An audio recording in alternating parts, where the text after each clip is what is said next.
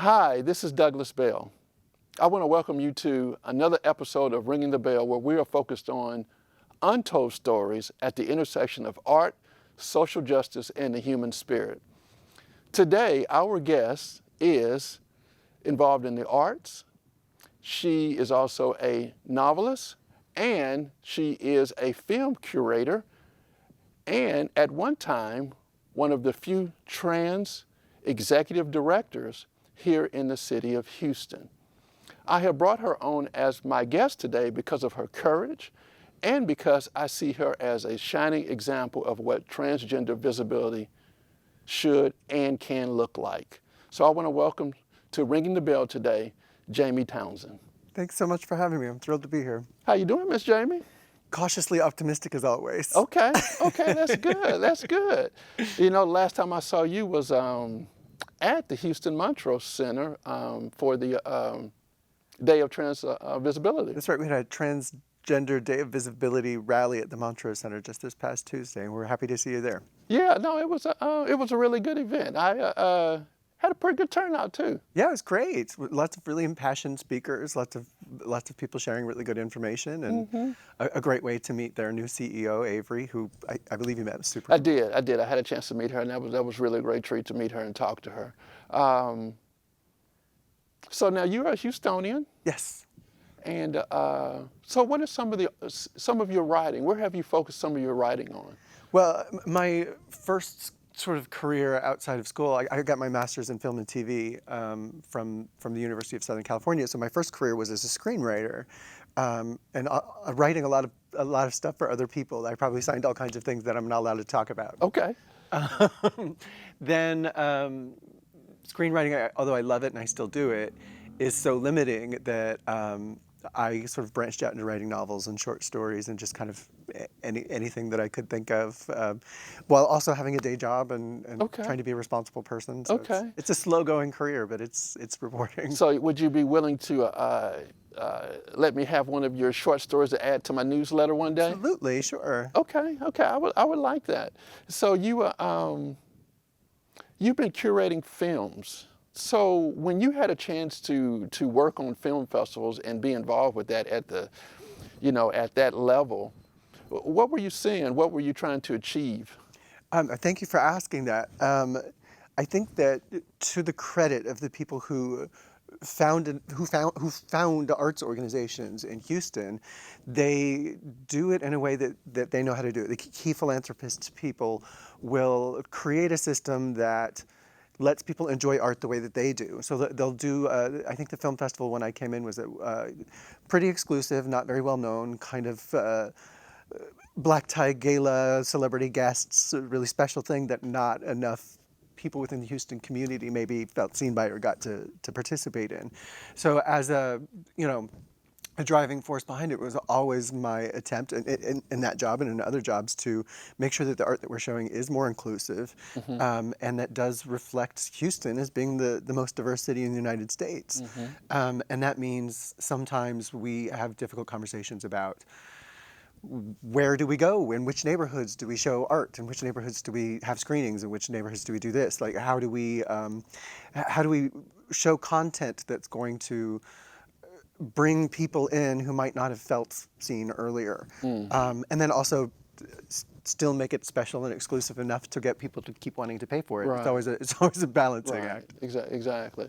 So at this moment, does any particular film that you really like stand out? Oh gosh, I didn't watch a whole lot of the Oscar-nominated films this year. I swore I was going to. Well, no, I mean for your film festival. Oh.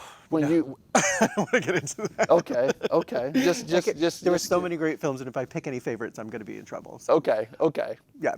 What I really did appreciate about what we were able to do in the time that I was there is show a lot more work by Texas filmmakers. And filmmakers from Houston, filmmakers of various backgrounds, and showcase things that might not have been seen otherwise. Right. And I think that was something really special about what we tried to do too, is that trying to be a little mini version of Sundance or a little mini version of Cannes isn't going to make anybody happy, and that we are Houston, so let's do something that feels specifically Houston.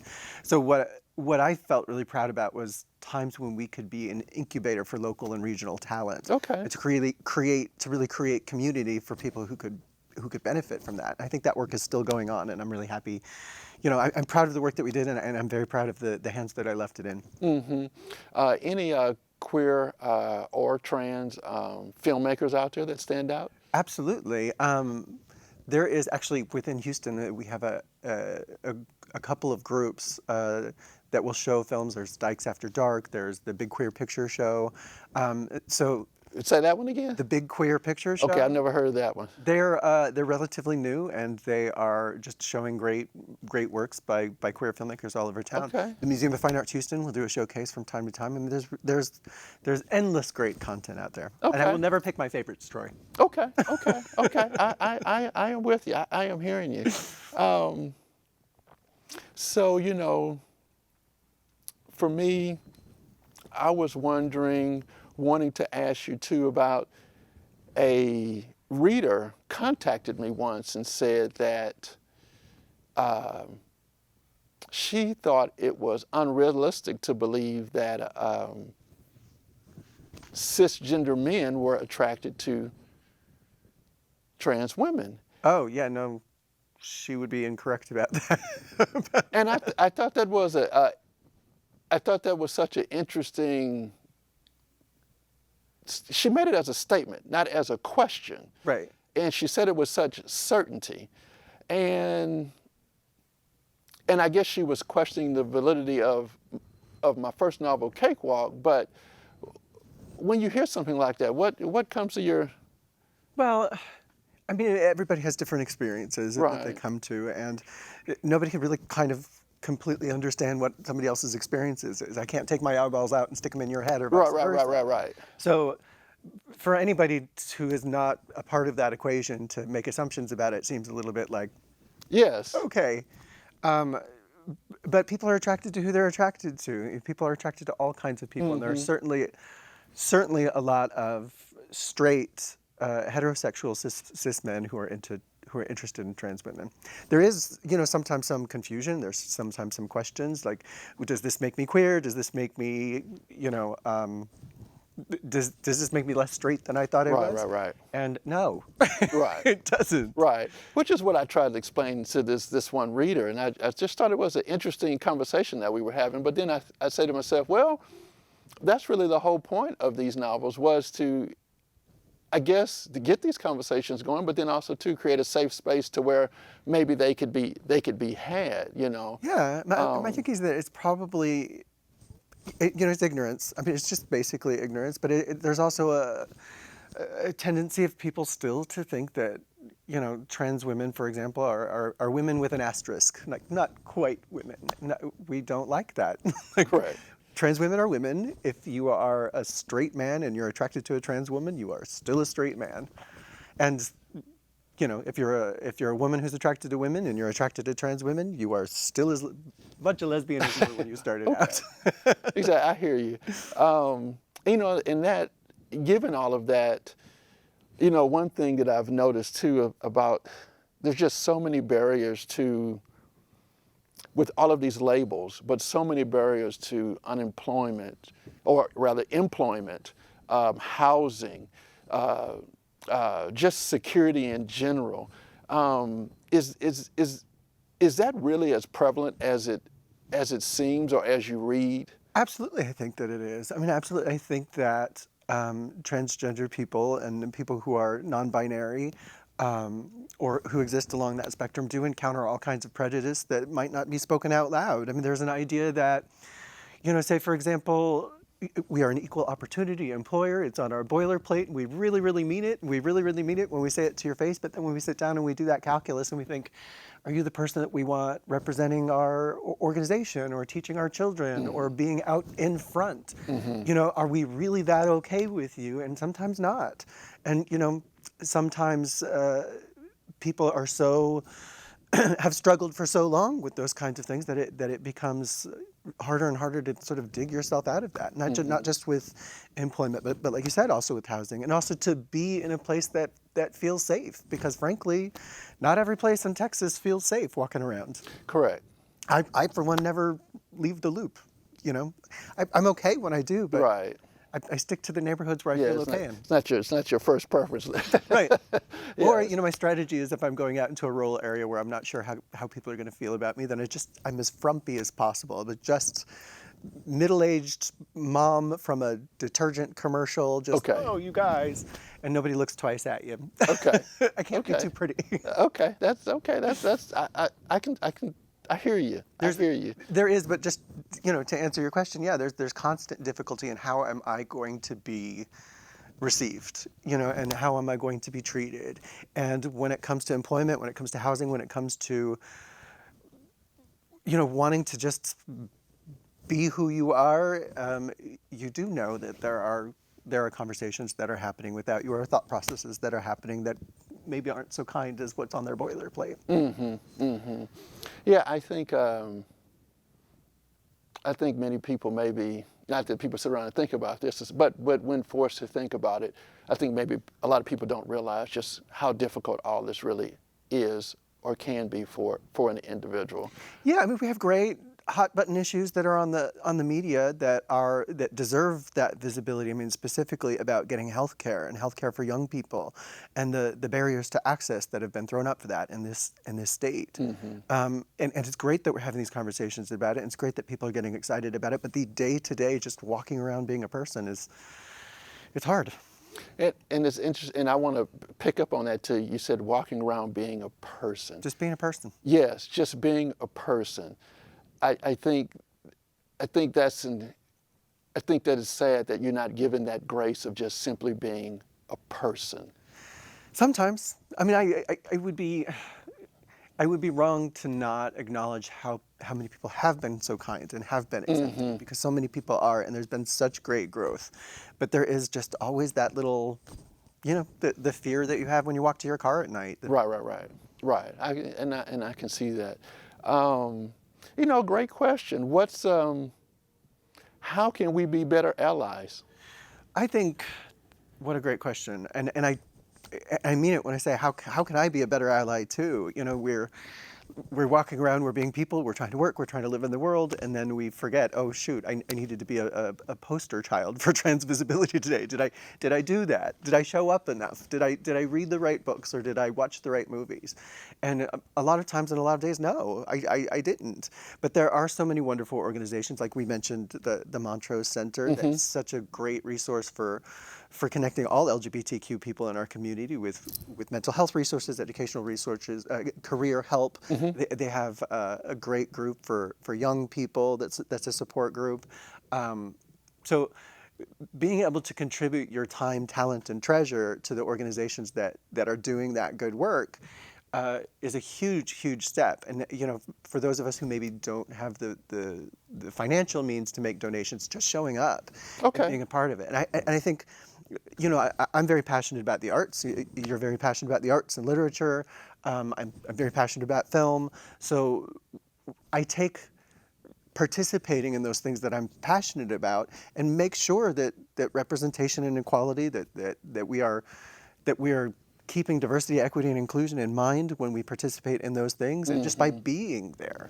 I had somebody who said something to me about an organization that there was so much queer material that was being presented, and our audience was so much more queer than she thought. So it's like, no, it's actually not enough. Right. So sometimes just being there and showing your face and being visible is a lot. Even though Trans Day of Visibility is kind of a tricky thing for us. It's like we know that we need to be visible. We know that we need to normalize to make things easier for the people who come behind us. But there are days when we don't want to be visible, or days when we don't want to be called out. Well, if I'm saying this right, regarding visibility, there is security in not being visible. You're absolutely right.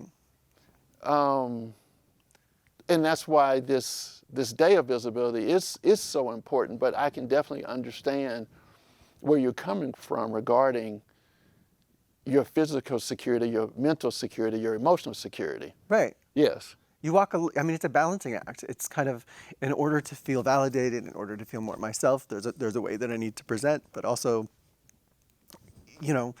safe. passing or trying to blend in as much as you possibly can is a matter of safety, just walking around in the world, and that's tricky for some people too. Correct, correct.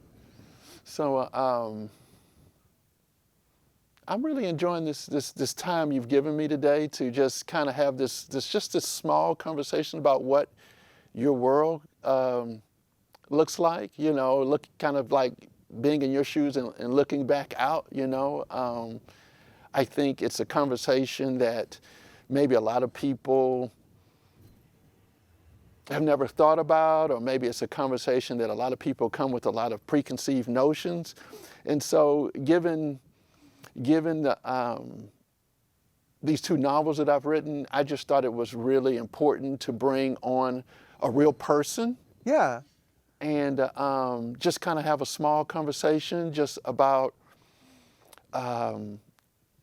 what it's like, both the hard side, but then also the good side of you feeling authentic, you feeling yourself, and being comfortable to be yourself. Oh, I'm never comfortable. Okay. Who's comfortable? Okay. But I know what you mean, and I understand and I appreciate it. And there are a lot of really good people who ask really good questions, who want to learn and who want to do better. Unfortunately, it sometimes you feel that burden too. Like, am I representing well? Am I educating you well? Maybe you should just go educate yourself. I mean, I have people who are close enough to me who they can ask these questions really intimately, and I feel that I owe it to them to give these explanations as much as possible. But then I'm sometimes surprised by, you are my best friend in the world. How do you not understand this? How could you ask such a silly question of me? Right. Well, it's kind of, it's also too, like being a black person. You do want more people to do their own legwork. Right. And no different than being a man. When it comes to women's issues, I really need to do my own work. It shouldn't always be incumbent on her to explain to me how everything goes. I should be making all my efforts that I should be, right, to figure this out. Which I encounter myself too with some of my friends who, tell me what you mean. Tell me what I did wrong. How can I learn? And it's like, no, go learn on your own. I'm not here to be accountable for your growth. And you have to sit in that discomfort and sit in that moment of not knowing, because that discomfort is part of how we grow. Mm-hmm. So with that being said, what are some of the things that you do get tired of being asked? I mean, now that you said that, what are some of the things you do get tired of being asked? Questions like, but one thing that I think is pretty universal, and like talking to trans people 101, okay, is when, for example, a pronoun mistake is made. Okay. Which I do it. I've done it to myself, and it happens. If somebody says he, I mean she, fine. Say he, I mean she, correct and move on. What really drives me nuts is when people feel the need to over-explain and over-apologize and say, convince me, like, no, I promise I'm cool. My brother used to date a trans, and I have this person that I know at work, and I'm cool. I'm not like one of those people, and I promise, and I'm apologizing. But every time they're continuing it, they're pushing that button over and over and over again. I'm sitting here like, honestly, let's not continue to make it a thing and make it bigger than it is just to make you feel better, because you're just punching me every time. Okay. So I think the best thing is, when those mistakes happen, which they do, you just correct and you move on, and you just kind of sail right on past it. That's one thing I do want. That's what works for you. That's what works for everybody. Okay. Nobody wants to sit in that apology for a really long time, or have things explained to them just to make the person who made the error feel better. Okay. That is one thing that I know from people. But there are some silly things. Sometimes people are a little too forward in the questions that they ask. Okay. Sometimes people see that you're a queer person, and they assume that you are interested in having overt sexual conversations, that you, not any more than any middle-aged lady wants to hear that from you. Right.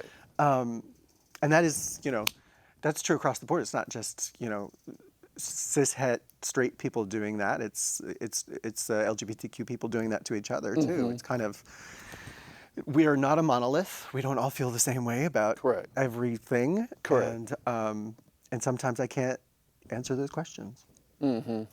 But for the most part, it's just any opportunity that people have to remind me that they don't see me as completely as a woman, or and it is usually with kind intentions. Okay. But it's also your kind intentions are just you're trying to convince me about something about you, and it's not making me feel good. Okay. Like, let me just talk to me like a lady. Right, and move on. Right, move on. right. Exactly. Or that question is does my attraction to you say something differently about me that no, it doesn't. Also, thank you for the drink, and please move on. Okay, wow. So no, this has been good. I do want to tell you thank you for coming to sit with me and spending this short time with me. Absolutely, my pleasure. Yeah, I think this has been great. So this is Douglas Bell, and today I have with me Jamie Townsend, and she has just been a pleasure and a joy to speak with.